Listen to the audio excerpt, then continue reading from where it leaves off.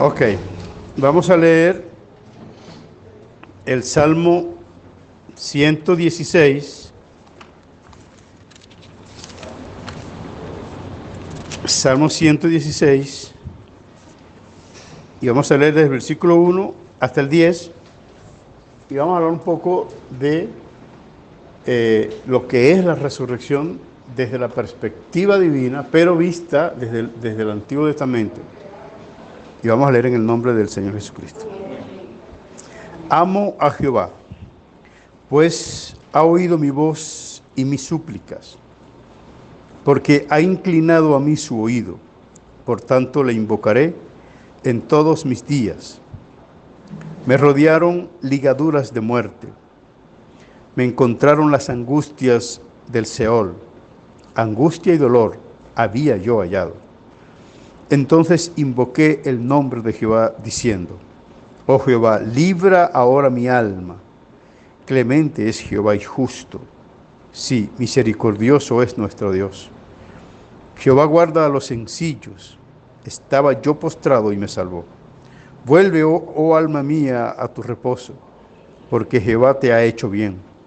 Pues tú has librado mi alma de la muerte, mis ojos de lágrimas y mis pies de resbalar. Andaré delante de Jehová en la tierra de los vivientes.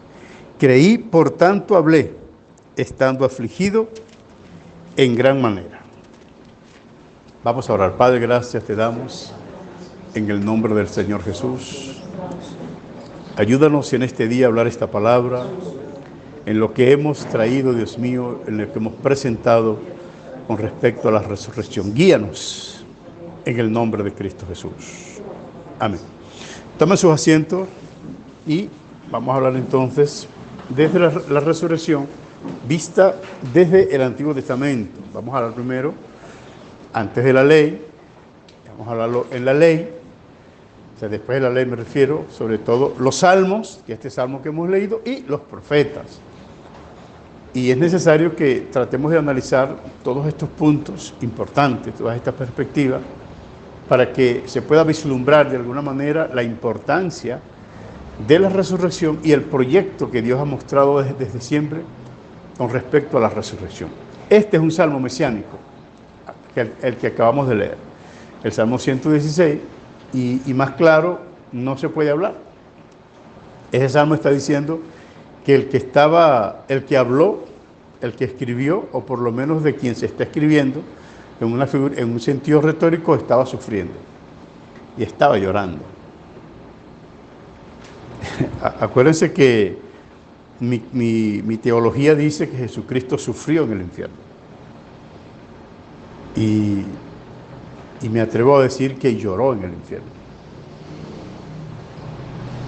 Y él clamó estando en el infierno y fue librado.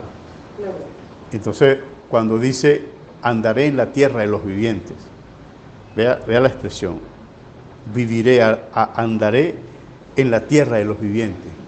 ¿Quién puede hablar así sino uno que estaba muerto? Estamos hablando de la resurrección. ¿Estás entendiendo, muchachito? ¿O se te cuesta un poco cierta dificultad para entender? Okay. Por si acaso dijo, si no, bueno, buscamos aquí entre estos jóvenes. Muy buena la explicación que diste el sábado, el domingo. Muy bien. La importancia de este asunto, ¿no?, de la resurrección, y cómo desde tiempos remotos, Dios, a través de los profetas, a través de los patriarcas, a través de los salmistas, nos está hablando y nos está diciendo claramente, categóricamente, hay una resurrección. Solo que a medida que el tiempo fue pasando, las cosas se fueron disgregando. Pero es que aún en las culturas occidentales, hermano, no solamente las culturas orientales, aún en las culturas occidentales, la gente de una manera tácita, de una manera intrínseca, en sus mitologías, hablan de la resurrección.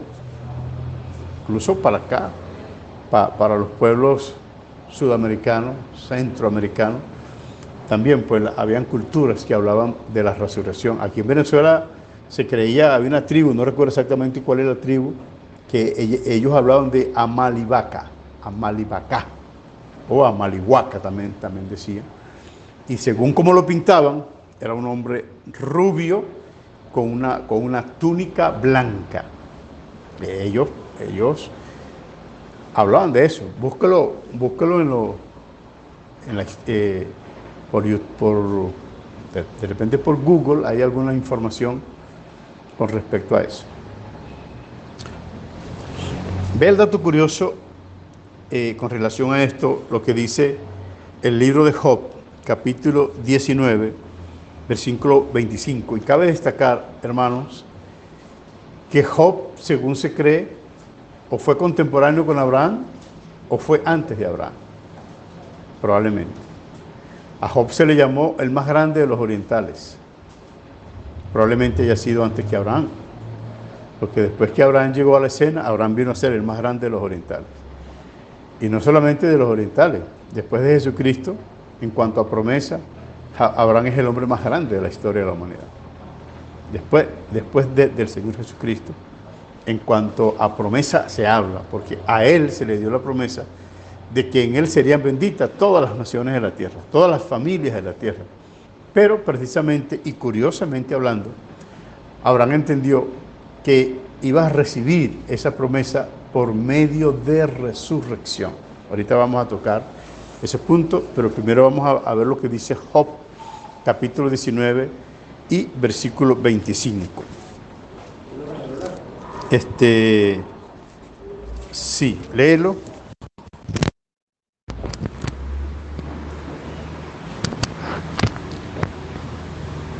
Dice la palabra en el nombre del Padre, Hijo y Espíritu Santo. Dice: Yo sé que mi Redentor vive, y al fin se levantará del polvo. Sí, sigue leyendo un poquito más.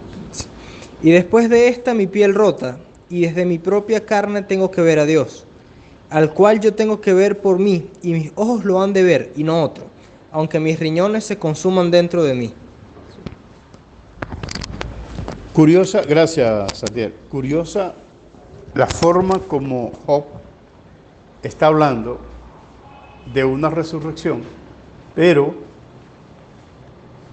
no de un solo personaje, sino de varios personajes, incluyéndose él. Y pudiéramos tratar de analizar el punto. Por ejemplo, en el versículo 25, evidentemente está hablando de una persona fuera de él, que no es él. Y a esa persona que está fuera de él, él le da el nombre de Redentor, pero utiliza un pronombre posesivo, mi Redentor. Yo sé que mi Redentor está vivo, o sea, vive. Pero luego dice, y al fin se levantará sobre el polvo. Esto es una muestra clara y evidente de que el que se levanta sobre el polvo es el que resucita de entre los muertos. Con respecto al Señor Jesucristo, a quien Él llama mi Redentor. Pero en cuanto a Él, Él dice puntualmente, después de deshecha esta mi piel. Y pudiéramos decir que se esté refiriendo a la condición en la cual Él se encontraba, ¿no? Pero dice, en mi carne he de ver a Dios, al cual veré por mí mismo, y mis ojos lo verán, y no otro. Ahora, hay otro versículo, lamentablemente se me pasó por alto escribirlo acá y no lo tengo en memoria en este momento, que él dice, aunque de él venga mi muerte, en él esperaré. Eso es un signo de resurrección. Aunque de él venga mi muerte, en él esperaré. O sea, ¿quién puede esperar? ¿Qué esperanza tiene el que está muerto? Resucitar. Entonces, si Job está diciendo, aunque de él venga, aunque él me matare, aunque él mismo me matare, en él esperaré. Es decir, que él está confiando que aunque perdiese la vida a manos de Dios, no obstante a esa posibilidad, él tenía la esperanza de levantarse. Y acá nos está diciendo en el Salmo, en Job capítulo 19, que después que su carne sea deshecha, él en su cuerpo verá a Dios. Y dice, y lo veré con mis ojos. Ahora, ¿vería Dios, Job, a Dios en la tierra con sus ojos? No puede. Entonces, alguna revelación nos ha mostrado Job. 13:15. Ok. Job 13:15, vamos a buscarlo acá. Me acaban Ajá. Léelo para ver, hermanito, por favor. Toma.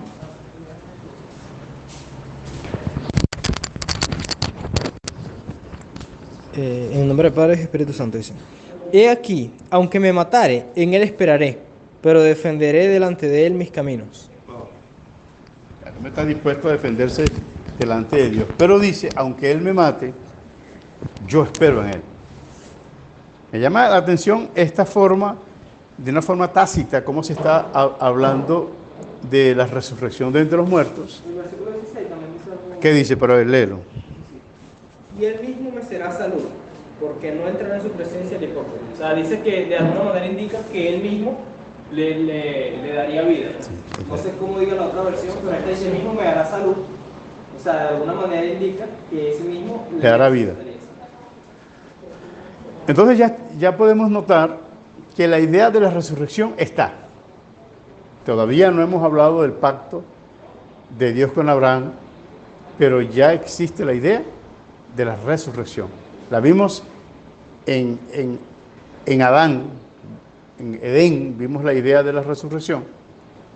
Y aquí, según algunos estudiosos que hacen una comparación y dicen que el libro de Job, o por lo menos el personaje de Job, es más antiguo, como para no hablar del libro, sino del personaje. El personaje de Job es más antiguo que el mismo Abraham. Entonces estamos hablando que antes del pacto, antes incluso de la ley de Moisés, ya tenemos una visión panorámica de que existe una resurrección y que vendría alguien que moriría, a quien Job llama mi redentor. Después de la promesa hecha a Adán de que vendría alguien que sería herido en el calcañar, pero que al final él heriría a la cabeza a su heridor. Bueno, nos está dando ahora una información. Después de Adán, en un hombre llamado Job, que no es hebreo, por cierto, dato importante, no es hebreo, es decir, que no pudiéramos decir que la resurrección sea un patrimonio exclusivo de los hebreos. No, antes de la existencia de los hebreos, tenemos la perspectiva de que hay una resurrección y que no solamente esa resurrección es para un personaje a quien Job llama mi redentor, sino que el mismo Job se incluye y dice, y yo también, después que esta mi carne sea deshecha, mis ojos verán a Dios. Y ya hemos visto como él ha dicho, aunque él me matare, en él esperaré. Y está diciendo, él después de esto me dará salud, me dará vida otra vez. Job tenía la idea entonces de la resurrección. ¿De qué forma? No sé, pero está plasmando en este libro la idea de la resurrección. Las discusiones que puedan haber con respecto a si el libro de Job es inspirado o no, bueno, imagínense. Ya nos está hablando de la resurrección, cosa que algunos otros libros del Antiguo Testamento no nos hablan, pero Job sí nos habla de la resurrección. Y es la resurrección de entre los muertos la doctrina fundamental del Evangelio. Entonces yo pienso que ese libro está apuntalado por la doctrina de la resurrección, más allá de su importancia histórica, tiene una importancia doctrinal. Y estamos hablando precisamente de la resurrección de entre los muertos. Entonces tenemos en este caso a Job, que nos está hablando acerca de la resurrección. Pero vamos a hablar un poco más del planteamiento de la resurrección antes de la ley. Y para esto, pues, vamos a buscar varios versículos acá. Y uno está En Juan capítulo 8, versículo 40, hay otro versículo por ahí en el mismo capítulo 8, no sé si es el 46, 48 por ahí, búsquenlo, donde habla donde el Señor dice: Abraham vio mi día, se gozó de que había de ver mi día y lo vio y se gozó. Búsquenlo por ahí. Pero en el 40 hay un asunto puntual que quiero tratar de analizarlo con ustedes y luego vamos a leer Hebreos 11, 19. Pero primero vamos a leer acá Juan capítulo 8, versículo 40, y vamos a tratar de analizar acá el planteamiento que está haciendo el Señor Jesús a los judíos y la forma como Él está presentando su plan de salvación, su proyecto de salvación, no como algo nuevo para los judíos, sino como algo donde se ha afianzado más bien la promesa que se le ha dado al padre de los judíos, en este caso a Abraham. Voy a leerlo acá textualmente, el capítulo 8 y el versículo 40. Voy a leer 39 para tener una mejor visión panorámica de lo que se está hablando. Respondieron y le dijeron: nuestro padre es Abraham. Jesús le dijo: si fueseis hijos de Abraham, las obras de Abraham haríais. Esta es una versión Reina Valera de 1960. Y donde leyó ahora nuestro hermano Sabdiel es la versión del Jubileo 2000. O sea, por eso se ve un poco la diferencia en las versiones. Pero es bueno que se usen varias versiones mientras estemos leyendo para tener una mejor visión de lo que estamos hablando. El versículo 40 dice: pero ahora procuráis matarme a mí, hombre que os he hablado la verdad, la cual he oído de Dios. Y luego enfatiza el Señor al decir: no hizo esto Abraham. ¿Cómo dice ahí, Sadiel? No hizo esto Abraham. Ok, no hizo esto Abraham. Esa palabra sugiere un encuentro entre Abraham y el Señor Jesús.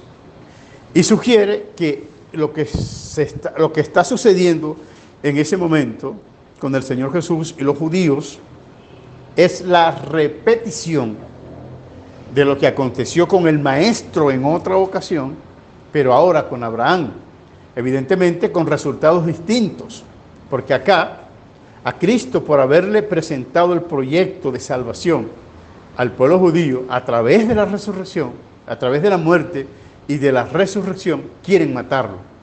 Y es donde Cristo dice: mira, el Padre de ustedes, de quien ustedes dicen que son hijos, también oyó este mismo planteamiento de mi persona y no trató de matarme. Bueno, ya usted sabe lo que pasó. Pues dijeron: mira, tú no tienes 50 años y ya conoces a Abraham.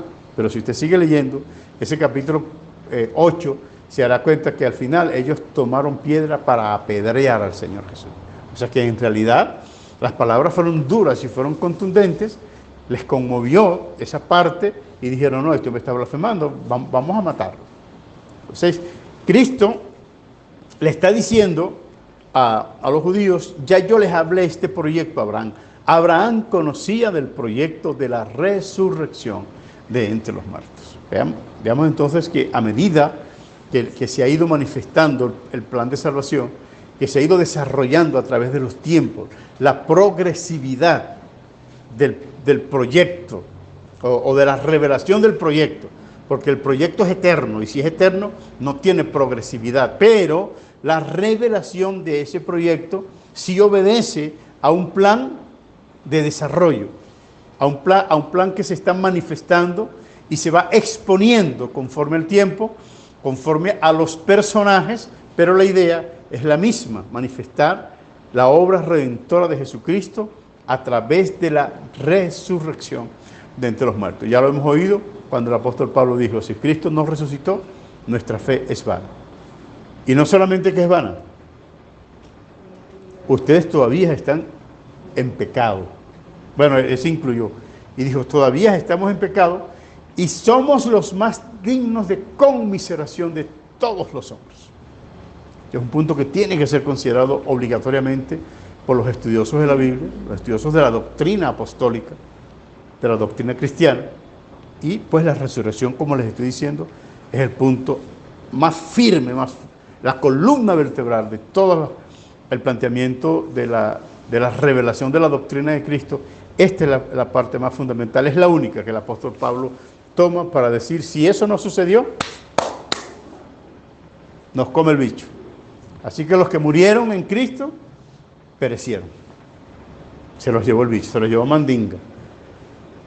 Y eso es necesario que nosotros lo vayamos enfocando para que veamos la importancia de la resurrección. Analicemos el punto, hermano. Cristo, o la muerte de Cristo en la cruz del Calvario y su sufrimiento en los lugares más bajos de la tierra, que vamos a tener que sentarnos a hablar de eso, porque tenemos suficiente evidencia para demostrar que Jesucristo sufrió en el infierno. Entonces la muerte en el Calvario y el sufrimiento en el infierno es la paga por el pecado. Pero la resurrección de entre los muertos es el triunfo sobre el pecado. Gloria a Dios. Con su muerte y con su sufrimiento, dice el salmista que lloró con lágrimas y le dijo a Dios, rescátame de este dolor. Pedro es que dice, suelto los dolores de la muerte. Entonces quiere decir que la resurrección es el triunfo sobre el pecado. La muerte y el sufrimiento de Cristo es la paga del pecado. Pero su resurrección, su volver a vivir, su levantamiento del polvo, es el triunfo sobre el pecado. Hebreos capítulo 11, versículo 19. No sé si iremos a terminar esta parte de la resurrección en el Antiguo Testamento. Ustedes no están apurados, ¿verdad? Y yo tampoco. Y a mí no me gusta que me presionen. Porque no me gusta, y me gusta que todo vaya en orden porque no me gusta el desorden. Soy un hombre ordenado. Gloria a Dios. Muy bien. Vamos a analizar Hebreos capítulo 11, versículo 19. Será el 19, muchachos. Déjeme ver si es... ¿Ah? Hebreos 11, 19, y después vamos a leer el 35, pero para el punto que quiero de la resurrección vista desde la perspectiva del Antiguo Testamento, voy a leer acá y ya les voy a explicar por qué estoy tomando una cita del Nuevo Testamento para reforzar un planteamiento del Antiguo Testamento. Dice así, voy a leer desde el 17. Por la fe Abraham, cuando fue probado, ofreció a Isaac, y el que había recibido las promesas ofrecía a su unigénito, habiéndosele dicho, en Isaac te será llamada descendencia, pensando que Dios es poderoso para levantar aún de entre los muertos, de donde en sentido figurado también le volvió a recibir. Si yo dijera que lo que aconteció con respecto al sacrificio o al supuesto sacrificio de Isaac es una figura retórica o un sentido figurado, si lo dijera yo, tal vez ustedes no me lo creyeran. Y hasta yo mismo lo dudara.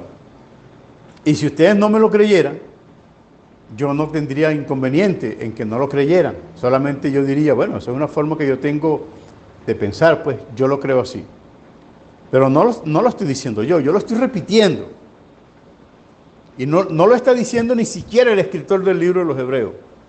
Porque si tenemos como premisa de que toda la Biblia es inspirada por Dios, si tenemos como premisa que el libro de Hebreos pertenece a la Biblia, entonces como conclusión tendríamos que el libro de Hebreos es inspirado por Dios. Entonces, si el libro de Hebreos es inspirado por Dios, como creo y como creemos, entonces quien habló fue Dios. Quien habló fue Dios al decir que en sentido figurado, Abraham recibió a Isaac en resurrección. Esto tiene importancia para nosotros.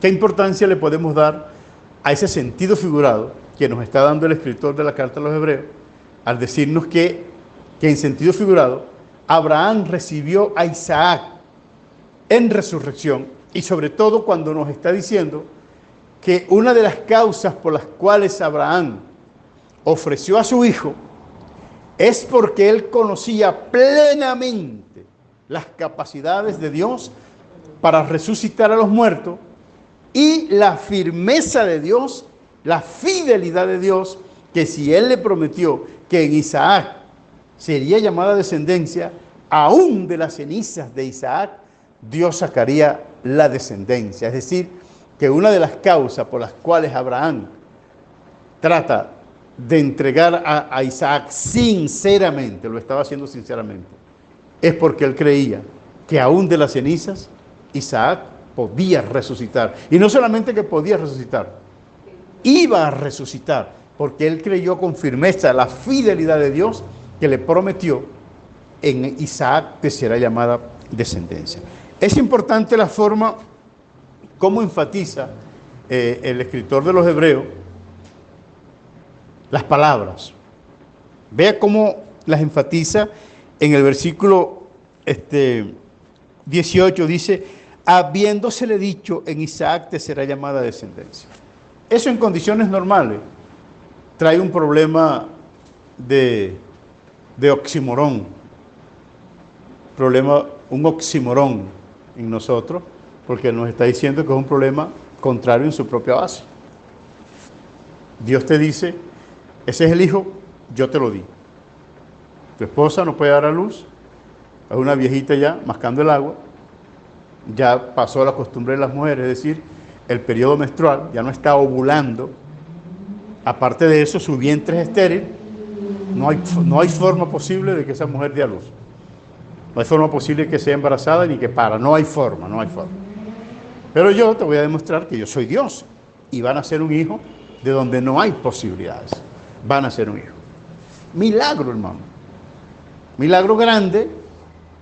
Y después que el muchacho nace primero, va creciendo poco a poco, Dios le dice, sacrifícame el milagro. Algo así más o menos. O sea, eso en la mente tuvo que producir, en la mente de cualquiera de nosotros, pues, eso tuvo que producir un problema en su propia base. Y dice, no, porque hay una contradicción, Dios se está contradiciendo.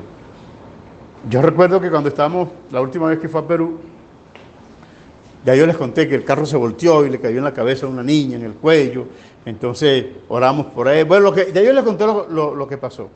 Y cuando la niña va al hospital, la mamá está desesperada en su casa y que no encuentra qué hacer. Y yo le dije, hermano, ese muchacho no se va a morir. Y si era a morir, será que va muerta ya. Si Dios hizo un milagro, Él lo va a hacer completo. Confía en Dios. ¿Usted cree que aquello fue un milagro? Sí, bueno, entonces confíe completo. Confía completo que Dios no deja ningún trabajo por la mitad, a menos que nosotros interfiramos en ese trabajo, pero Dios, de su naturaleza, Él no deja ningún trabajo por la mitad.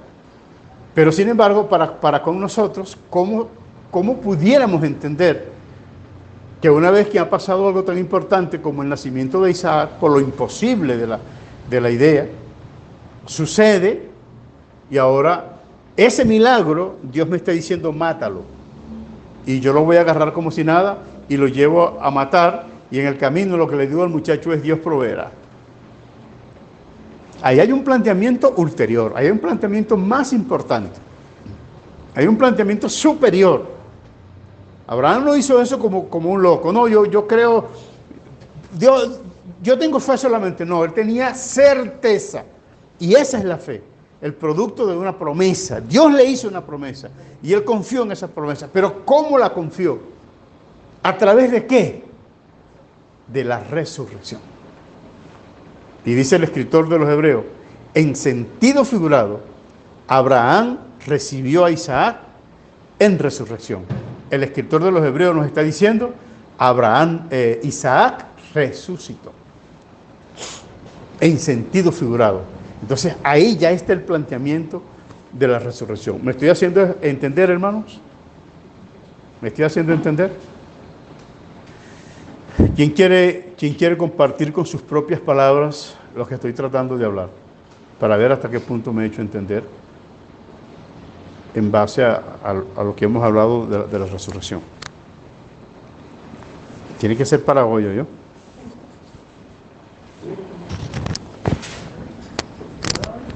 Ahora pues.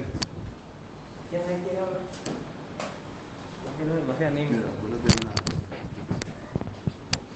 Bueno, como estamos hablando tomándolo desde el sentido de que ya cabe destacar que en ese punto de la historia, ya esa conversación que Jesús dice que tuvo con Abraham ya la había tenido. Claro. Ya había pasado todo esto. Y cuando Abraham llega a este punto, entiendo yo que la fe de Abraham estaba tan arraigada, porque no solo se le había hecho una promesa una vez, sino que luego, de alguna manera, el resultado final de esa promesa, el mismo resultado final, había tenido una conversación con él, en el que le había de alguna manera mostrado el producto final de esa promesa. Le dije, mira, esto es lo que se te prometió a ti que va a pasar. No he pasado todavía, pero vengo a mostrarme a ti. Eso se arraigó tanto en Abraham que Isaac no muere físicamente, no muere, pero ya Abraham lo daba por muerto, pero también lo daba por resucitado, porque ya que él se había arraigado tanto esa fe en él dijo, yo no sé cómo va a suceder esto, pero si en él me será llamada descendencia, en él me será llamada descendencia y él de alguna manera va a resucitar. Correcto. ¿Habló bien el muchacho o no? ¿Está bien con eso o ponemos a otro hablar? Muy bien. Se requiere, como dicen los anuncios, se requiere con suma urgencia. Se requiere que nosotros como cristianos no analicemos estas cosas a vuelo de pájaro, hermano. Porque es la base de nuestra doctrina. Usted debe tener, cómo presentar defensa con esta doctrina. Y tiene que aprender esta doctrina. Porque vuelvo y digo, esta es la columna vertebral de toda esta estructura, de todo este andamiaje que tenemos de lo que es la salvación, reposa sobre una estructura, y esa estructura es la resurrección de entre los muertos. Por eso Pablo habla tanto de esto y dedicó prácticamente todo el capítulo 15 del libro de 1 Corintios a hablarnos de la resurrección y al finalizar al decir nuestro trabajo en el Señor no es en vano. ¿Pero por qué? Porque Él se levantó de los muertos, porque Él resucitó. De modo pues que es necesario que le demos el valor a lo que es el punto de la resurrección. Cuando comenzamos, hablamos del Salmo 116, pero también tenemos una señal en el Salmo 16, solo que por lo general no se considera al Salmo 116 como un salmo mesiánico, pero lo es. Se considera más al Salmo 16 por el hecho de que Pedro cita el Salmo. Pero Pablo también cita al 116 cuando Pablo dice que lo que vimos, hablamos. Pablo lo cita también. Y no recuerdo exactamente a cuál carta el apóstol Pablo está hablando cuando cita al Salmo 116. Pero quiero analizar un poco más con respecto al Salmo, al 116, cuando dice, porque ha inclinado a mí su oído, por tanto le invocaré en todos mis días. Dice, me rodearon ligaduras de muerte, me encontraron las angustias del Seol, angustia y dolor había yo hallado. Entonces invoqué el nombre de Jehová diciendo, oh Jehová, libra ahora mi alma. Tal parece que el que está pidiendo esa oración, el que está haciendo esa oración está sufriendo. O no se nota allí la evidencia, por lo menos literaria, de que está sufriendo. Libra ahora mi alma. Y él dice que llora, que había hallado angustia y dolor. Ahora, amado hermano, cuando el versículo 8 dice, pues tú has librado mi alma de la muerte y mis ojos de lágrima y mis pies de resbalar. Es decir, Cristo se sintió allí indefenso. No voy a utilizar la expresión perdido, que si la utilizo no sería descabellado. O sea, no voy a decir que estuvo perdido, ¿no? Como para no entrar en otro debate teológico acá. Pero si él fue a pagar por los perdidos, ¿qué pudiéramos decir? ¿Cómo se encontró en el infierno? Él fue a pagar por los perdidos. ¿Ah? Él asumió eso. Ahora, ¿será que los que están en el infierno no harán esa misma oración? Bueno, el rico de la parábola, él la hace. ¿Y recibió respuesta? Bueno, sí, pero no muy buena. No positiva. Todos los que están en el infierno están haciendo esa oración. Le están diciendo a Dios, libra mi alma de este tormento. Pero ellos no reciben respuesta. El único de los que fue a ese lugar y recibió tormento y que su oración fue escuchada para que su alma fuera librada de ese tormento fue Cristo. Eso no les dice nada, hermano. Ustedes se quedan así como que nada hubiera pasado. O si están analizando algo ahí que es. ¿Ah? ¿Qué dice usted, pastor? Oye, que ese lugar es tan terrible que el mismo Cristo, si Cristo, pues que asumió la posición de nosotros, pero él no cometió falta. Y que quedará para nosotros, para los seres humanos, no nos equivoquemos. No hay otro. No tenemos alternativa, hermano.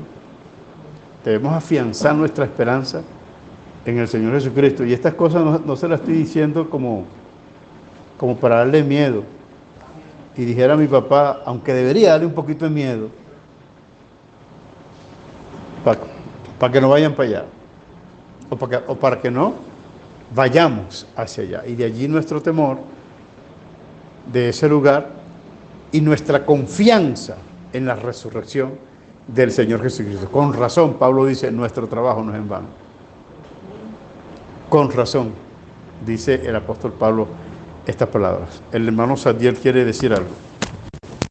Quería hacer un comentario breve, ¿no? Quítate Quería hacer un comentario breve, que es el hecho de que de repente no se le da tanta importancia, incluso viendo desde el punto de vista que va al infierno, porque siempre, aunque la mayoría de las personas sepan de teoría que Cristo era Dios y era hombre, solo se enfocan en la parte de que era Dios, pero Cristo afrontó todo esto, incluso por lo menos en esta versión, dice en el versículo 3, dice, me rodearon dolores de la muerte, me encontraron las angustias del cielo. O sea, no fue nada más que yo las busqué, no, ellas me encontraron a mí. O sea, es como todavía más tormentoso, y todo eso lo asumió como hombre. Creo que si lo vemos desde el punto de vista que lo asume como hombre, es diametral la distancia al entendimiento que podemos tener de que simplemente fue al infierno ya.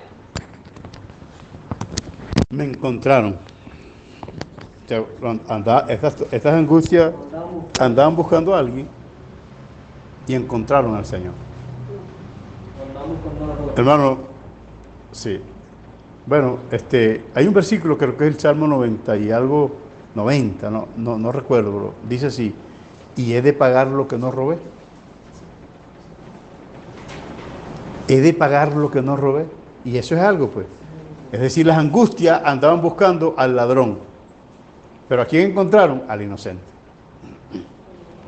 Cuando lo encontraron, voy a dramatizar un poquito, le dijeron, tú eres el que vas a pagar el dolor de todo el mundo.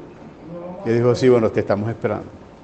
Pero no se imagine a las angustias como personajes. No, yo solamente estoy como que dramatizando. El dolor que estaba ahí, el sufrimiento, andaban buscando a los culpables, pero encontraron al inocente. Dios bendiga a todos los hombres y a las mujeres que están dispuestos a sufrir cualquier cosa, pero para mantener sus pies en este camino, hermano. Porque si lo sacamos de aquí, esas angustias también nos van a alcanzar a nosotros. Que Dios nos guarde, que Dios nos ayude. ¿Quieres decir algo, hermano? ¿Qué? Dices así, pero que no, por fin, ¿quieres o no quieres? Sí quieres. Pero póngase en pie, hermanito, por favor, que todo el mundo está hablando parado y tú eres el único que va a hablar sentado. Analizando el punto en cuanto a que se dice si es mesiánico o no ese salmo. Y lógicamente tiene que ser mesiánico, porque hay dos formas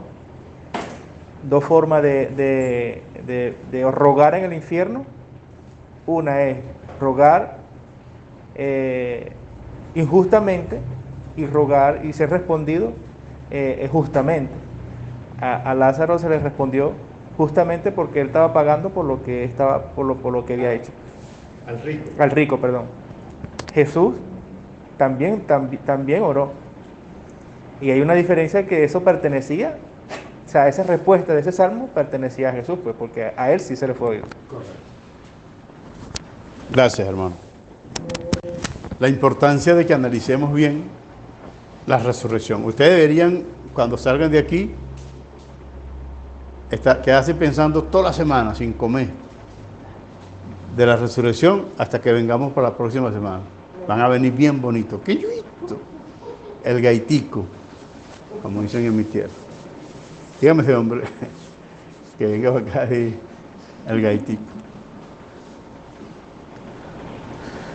Yo hablo así como decía mi papá, me río por no llorar. Porque esto, si lo analizamos bien, la forma como sufre el Señor Jesús no es para reírse, hermano. Es para adorar, para llorar y para avergonzarnos de que hay tantas cosas que a veces no queremos dejar, y las arrogancias, las altiveces, las enemistades, cónchale, ya está listo, ¿vale? Vamos a romper todas estas cadenas y vamos a ver las cosas como son.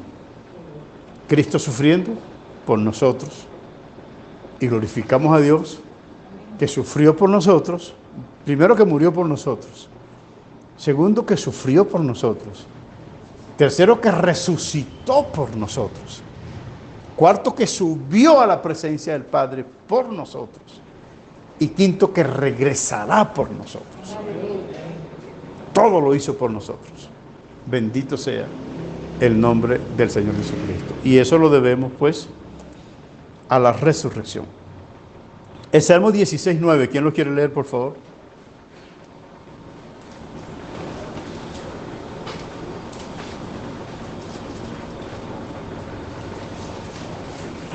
Amén. Se alegró por tanto mi corazón y se gozó mi alma. Mi carne también reposará confiadamente. Siga leyendo. Que no dejará mi alma en el Seol, ni permitirá que tu santo vea corrupción. Mostrará la senda de la vida, en tu presencia y plenitud de gozo, delicias a tu diestra para siempre. O sea, ¿por qué se alegró el que estaba allí? Dice que se alegró, dice que se gozó. ¿Qué se gozó? ¿Qué se regocijó? Se gozó mi alma. ¿Por qué? ¿Por qué se gozó su alma? ¿Ah? Sí, pero ¿qué palabras dice él en ese sentido puntual por la cual se... Exactamente. O sea que la angustia era quedarse ahí. Y de alguna manera, yo no sé, y perdónenme que le diga esto, yo no sé hasta qué punto, en un momento, Cristo estando en el infierno, pensó que se quedaría ahí para siempre. Y de repente, si yo digo esto, como lo acabo de decir, por cierto, y que ha grabado aquí, muchos van a pensar, no, hermano, pero usted está delirando. Yo digo, bueno, de repente yo estoy delirando porque yo no era el que estaba ahí sufriendo. Y tú no le das importancia porque tampoco estabas ahí sufriendo. Pero yo estoy tratando acá desde una perspectiva humana, en tanto que soy humano y que puedo analizar el sufrimiento de un humano, que la mente no me da. La mente no me da ni siquiera para considerar la décima parte de esas realidades que se viven más allá de la muerte, ultratumba, en el inframundo, como dicen los griegos. Ahora, ¿por qué se alegra él? Porque él dice, porque no dejarás mi alma aquí. Entonces quiere decir que de algún momento, en algún punto pudo haber considerado, oye, ¿será que voy a estar aquí? O que cualquiera le puede decir, oye, pero no te puedes esperar 3 días llevando candela, o sufriendo, independientemente que sea candela o no, o sufriendo. Y el que está abajo dice 3 días para ti que estás arriba, que son 72 horas. Pero aquí los minutos son eternidad. Hermano, el hombre que peca es un loco, es un necio, es un piazo de hombre y una piazo de mujer. ¿Por qué? Porque no está considerando esto. Yo me acuerdo que una vez una mujer no cristiana le estaba diciendo unas cosas a una hermana de ella, y la hermana le dijo: tú eres loca, mujer, o tú quieres que Dios te lleve al infierno aunque sea un ratico. Y yo dije entre mí: debería llevarlo un ratico. 3 minutos nomás. 3 minutos nomás, para ver qué tiempo se puede considerar eso. ¿Conozco? ¿Ah? ¿Cómo dijo? Vamos, sí, se mantienen esas revelaciones. Un hombre que yo conozco me dijo que una vez se agachó en su casa y una ventana como esta tenía esto abierto. Así pues. Y él se agachó, no se dio cuenta y eso se le metió por aquí, por aquí. No le rompió el ojo, pero se le metió por aquí, por la órbita, hacia adentro. Y él dice que él dio un alarido y cayó. Y lo recogieron y tal. Y él le preguntó a la mamá: ¿qué tiempo estuve inconsciente? Y la mamá le dijo: como 5 minutos o menos. Y entonces él me dice a mí: pastor, yo conté 200 años, me dice él. Yo sentí que había estado allí 200 años. A mí el cuerpo se me estremeció. Cuando él me dijo así, me estremeció. Porque esos son asuntos que probablemente no tenemos cómo demostrarlo bíblicamente. Pero algo tiene que pasar allí, que usted un segundo, usted sueña una cantidad de cosas y va a Japón y viene. Algo tiene que haber en ese mundo espiritual. Bueno, y eso es lo que yo trato de analizar, que el salmista dice: por tanto se alegró mi alma, mi carne reposará confiadamente. ¿Por qué? Porque no dejarás a tu santo en el Seol, ni permitirás que tu siervo vea corrupción. Ahora, ¿quién podía ver corrupción? El cuerpo. Pero el alma estaba en el cuerpo. Estaba en el sepulcro, no estaba ahí, hermano. No estaba ahí. Y eso es lo importante. ¿Cómo estamos viendo desde el Antiguo Testamento la cuestión de la resurrección? Y así lo vemos en Oseas, así lo vemos en Daniel. Pero como dato curioso, como para no tener que tocar esto otra vez, Oseas capítulo 12, versículo 1 y 2 y 3 por allí, habla de la resurrección de los muertos. Había la idea de la resurrección de los muertos. Oseas capítulo 6 dice: de la mano del Seol los redimiré. Quiere decir que está hablando de resurrección. Le dice: muerte, yo seré tu muerte. Pero también le dice que nos dará vida después de 2 días. Al tercer día nos resucitará y viviremos delante de él. Entonces, algunas personas tomaban esto de una manera simbólica y probablemente tenga una carga semántica, simbólica, pero también una carga literal. Al tercer día el Señor Jesús se levantó de entre los muertos.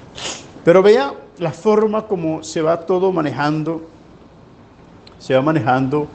el asunto a medida que el tiempo va pasando. Y quiero tocar el caso puntual cuando el Señor, a nuestro Maestro, le dice: danos señal para que creamos en ti. Y Cristo le dijo: la generación adúltera y pecadora demanda señal.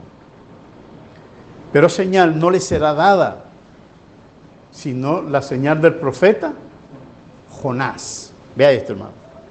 Del profeta Jonás. Ahora usted tiene que leer el libro de Jonás para que vea la oración de Jonás, que decía: desde el Seol clamé a ti.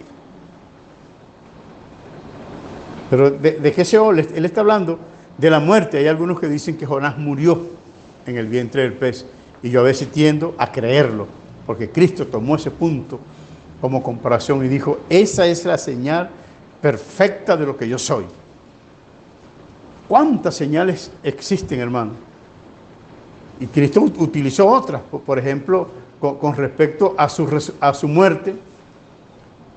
con respecto a su muerte, Cristo utilizó y dijo, bueno, así como la serpiente fue levantada en el desierto, es necesario que el Hijo del Hombre también sea levantado. Pero cuando se habla de la señal de que Él es, Él no dio señal. Él no presentó una señal refiriéndose a la muerte. Por lo menos en este punto no. La señal que Él presentó para demostrar lo que Él decía ser era la resurrección. Es decir, que si Él moría y no se levantaba de entre los muertos, Él no era lo que había dicho que era. ¿Me hice entender? ¿Usted quiere decir algo, señores? Señores míos. ¿Usted quiere decir algo, jovencita? ¿No trajo suficiente maíz?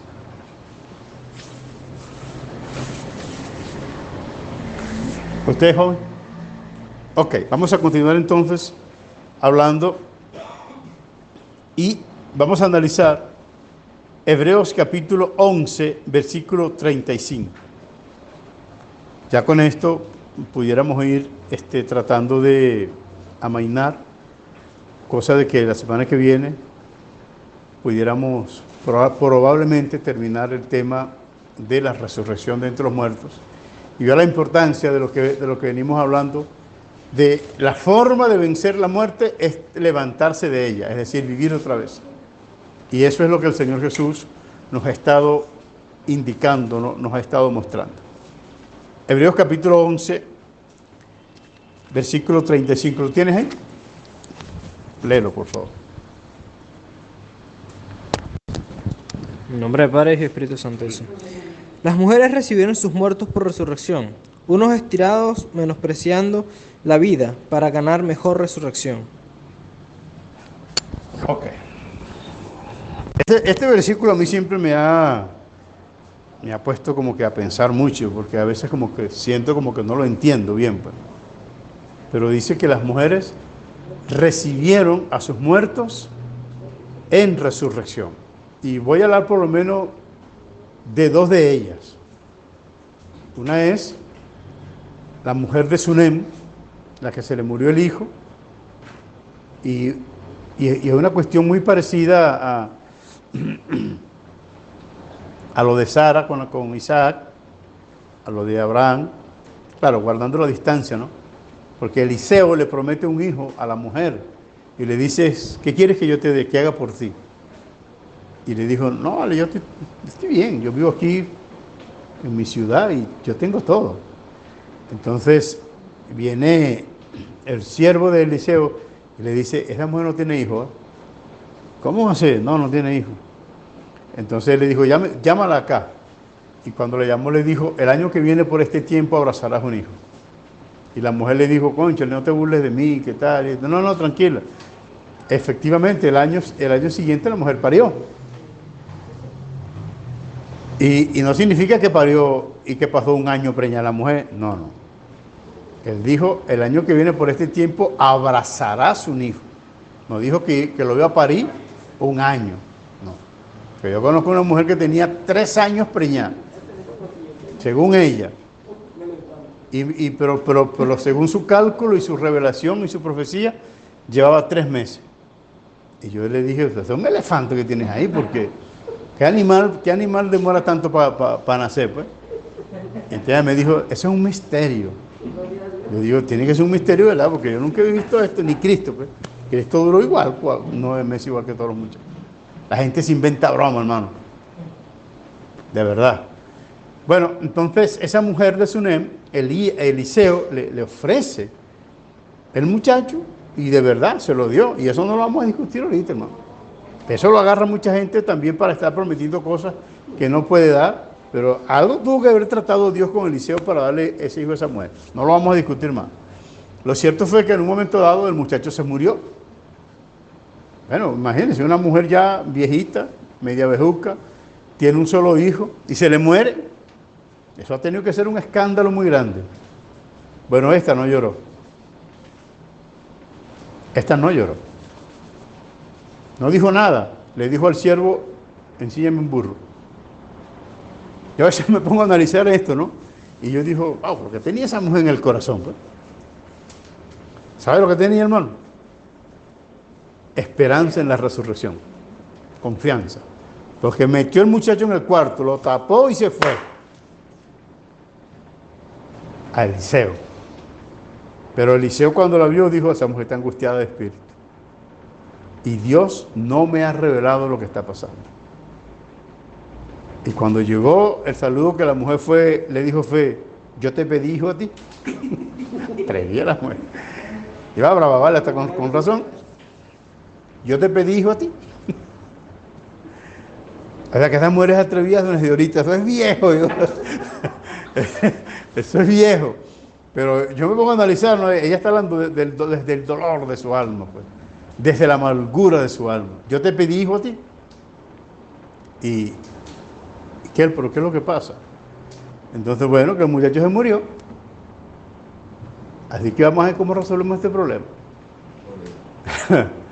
Y entonces Eliseo, hombre de fe, de esperanza, le dio el báculo al siervo y le dijo, anda, póntelo en la cabeza para que se levante. El hombre fue corriendo y se lo puso. Y la mujer no se movió, se quedó ahí con él. Ella decía, bueno, si quieres que vaya. Pero yo tengo un café a ti. Eliseo, quién sabe qué estaría haciendo una comidita y no se quería mover. Y le dijo al siervo, anda tú, anda tú. Desde lo fue corriendo con ese palo, hermano, corriendo ese palo. Y cuando llegase lo puso y qué va. Yo digo, los antiguaría. Y esto que, siéntese, siéntese ahí y no se mueva, que es quietecito y escuche. Entonces, ya, palo por todas partes. Bueno, me estoy imaginando así como hace la gente un choro cuando tienen esos palos. Y cuando la mujer ve que el hombre le metió el ojo, yo, ¿qué va? Aquí no pasó nada. Y le dijo Eliseo al siervo, ¿qué pasó? Bueno, ya está. Tendito. Eso está tendito. Frito. Así que usted va a ver qué haga. Tuvo que ir el mismo hombre, hermano. No me acuerdo si se tendió también sobre él o qué. Acostarse sobre un muerto, eso no se podía hacer, hermano. La ley dice que el muerto no se podía tocar. Igual les digo, no vamos a discutir esos temas ahorita. Yo le estoy diciendo lo que pasó. No lo que podía pasar o lo que no podía pasar. Tiene lo que pasó. Tendió sobre él, tocó un muerto. Y no me acuerdo si estoy un poquito confundido aquí si fue él o fue Elías el que puso su cara sobre el muerto y creo que le puso hasta la boca sobre él. No, me está a darle un beso a un muerto. No, hombre, chico. Mire, si hubiera sido por mí, eso lo entierran. De ahí lo llevan enterrado yo. Pero Eliseo dijo, bueno, yo fui el que le dije el hijo a esta mujer, así que yo me voy a encaramar sobre él. Oró por él y el muchacho resucitó. Me llama la atención, hermano, la entereza de esa mujer. Pero su entereza no era producto de que no tuviera dolor, de que no tuviera tristeza. Tenía dolor y tenía tristeza, pero su esperanza de resurrección fue superior. Quiere decir que se manejaba ya la idea de la resurrección. No es una doctrina nueva, hermano. No es una doctrina nueva. Lamentablemente los judíos, su mente tapada, cerrada, porque espiritualmente hablando y con respecto al entendimiento de las Escrituras son los más torpes que hay. Tal vez usted me pueda decir, hermano, pero si a ellos se les dio la Biblia, pero no a todos. ¿A quién se les dio la palabra de Dios? Entre el pueblo judío, ¿a quién se le dio? ¿A quién? A los santos hombres de Dios.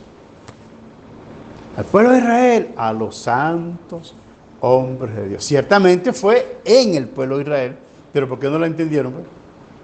Porque no fue para ellos. A los santos hombres de Dios. Los demás fueron endurecidos, dice la palabra del Señor. Pero ellos fueron los que traspasaron el pacto. Ese es otro punto que pudiéramos hablar más adelante. Hoy no. Entonces, analicemos el punto, hermano, como ya la resurrección estaba en la conciencia de los hombres. Estaba en la mente de los hombres. Ahora, ¿de qué forma Dios trató con esa mujer? No sé. Lo cierto es que la mujer tuvo esperanza en la resurrección Y cuando su hijo, su único, murió, guardó silencio y fue a buscar al que le dio el hijo. Y a ver, amigo, hágame el favor y usted me entrega a mi muchacho vivo. ¿O había un problema aquí? Sí, bueno, entonces, así, sí. Así sí, fue y resucitó el muchacho. Claro, yo lo estoy hablando así para como para que nos riamos un poco, pero eso requiere un poco de atención de nosotros. Por lo general hablamos de eso, no, pasó esto y esto y esto, pero no tratamos de analizar por qué pasó eso. ¿Por qué sucedieron esas cosas allí? Y la otra mujer que yo puedo ver en el Nuevo Testamento, en este caso, mucho antes de que se escribiera el libro a los hebreos, fue María. María y Marta, pues. Pero porque Marta tenía la fe también de que Lázaro iba a resucitar, pero en el día postrero. Pero cuando Cristo le preguntó a María, ¿dónde lo pusiste? María le dijo, ven y ve. Listo. Esa mujer sabía, entendió, por lo menos al principio tal vez no sabía, pero cuando Cristo le habló así, entendió, lo va a resucitar. Y le dijo, ven para que veas. ¿Por qué? Porque destapar ese hueco, ese sepulcro, eso era un sacrilegio. Eso no se podía hacer tampoco. Pero Cristo lo hizo. Y María lo apoyó en que lo hiciera. Quiere decir que de alguna manera María también albergó la esperanza de la resurrección. Ella, no sé qué otras mujeres, pero por lo menos bíblicamente puedo decir que esas dos mujeres recibieron a los suyos en resurrección. Otros sabían que Dios los podía resucitar, pero dijeron, no, déjalos ahí, que se levanten en el día final. Y es lo que está diciendo. Siguieron sufriendo y ellos podían decir, no, yo sé que Dios puede levantarlo de entre los muertos, pero ¿para qué lo va a levantar si se va a volver a morir? Déjalo ahí de una vez. El mismo Lázaro, hermano. Como me decía una viejita a mí, si no era Dios por culpa suya, yo no estuviera sufriendo. Porque ella dice que se está muriendo, o se murió, no sé. Oré por ella y se levantó. Y cada vez que se enfermaba me echaba la culpa a mí. Y yo una vez dije, yo la hubiera dejado quieta, ¿no? Y después se murió otra vez, igual se volvió a morir. O sea, cosas que no entendemos nosotros, ¿no? Que pasan, pero sucede. Y es triste, pues, un hijo se enferma y nosotros lo que hacemos es orar para que se sane. Y es como que, naturalmente, es como que lo normal. Y algunos que lo hicieron, lo recibieron. Pero otros se conformaron y dijeron, yo lo voy a ver después. Ahorita, que Dios lo deje guardado donde está. Fácil decirlo desde acá, desde el púlpito. Fácil decirlo, ¿verdad? Vivirlo, difícil. Pero por eso no voy a hablar más de eso. Porque yo sé que es un punto álgido, complicado. Pero eso es lo que hay con respecto a ese planteamiento, esa doctrina de la resurrección que se ha ido moviendo de generación en generación y que Dios se la ha dejado en el aire. Ahí está, la doctrina de la resurrección. Pablo, Cristo, son los que nos dicen la importancia de eso. Cristo al decir, bueno, mátenme o destruyan este templo y en 3 días lo levanto. Eso es resurrección, hermano. Eso es resurrección. Y es el escritor de los Hebreos el que dice, Abraham recibió a su hijo Isaac en resurrección. Gloria al nombre de Cristo Jesús. ¿Quieren decir algo, amados hermanos? ¿Nada más que decir? Nos veremos en el río entonces. Dios les bendiga.